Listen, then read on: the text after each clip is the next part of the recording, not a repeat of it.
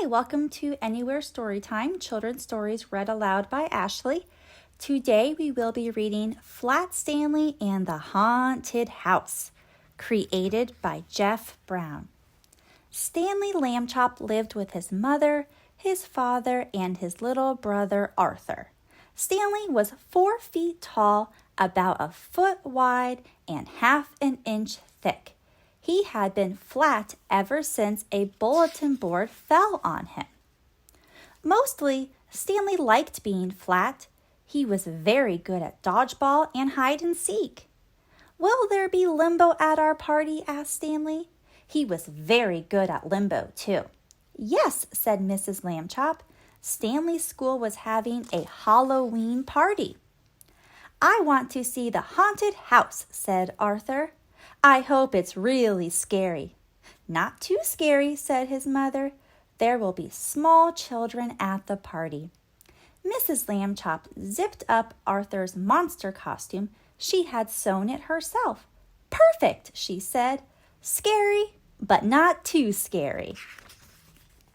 Stanley put on his costume too. He was a blueberry pancake. "You look good enough to eat," Mrs. Lambchop said. "Let's go." Arthur and Mrs. Lambchop got in the car. Mr. Lambchop tied Stanley to the roof rack. "All set, Stanley?" he asked. "All set," Stanley answered. The school gym was full of pirates and witches and fairies. "Hey, look," Arthur said. "Hay is for horses, Arthur," Mrs. Lambchop told him. "I know," said Arthur. "Look, a horse trotted by." "Oh," said Mrs. Lambchop. "Sorry, dear." "There's the haunted house," Arthur said to Stanley. They stood in line behind the horse.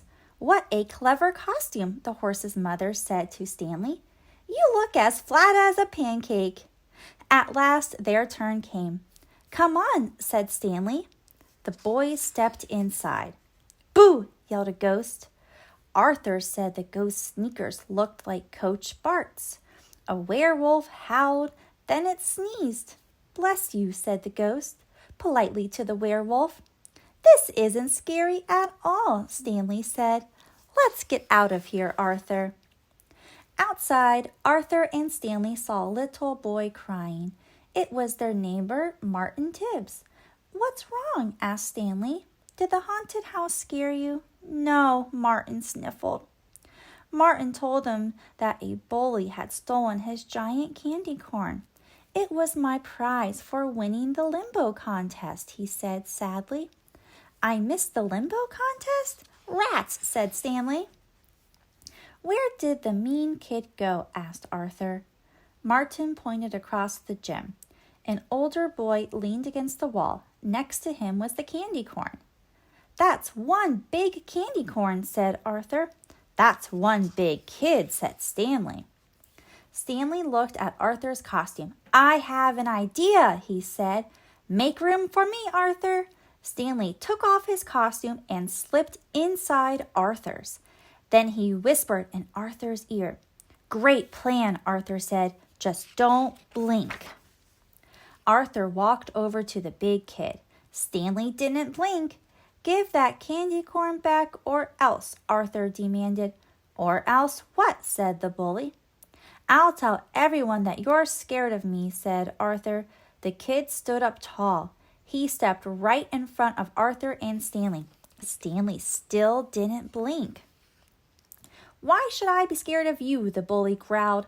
"I'm a two-headed monster," Arthur said. The boy pointed to Stanley's face. "Ha! That head is so fake," he said. Then Stanley blinked. "Fake?" said Stanley. "Oh, really?"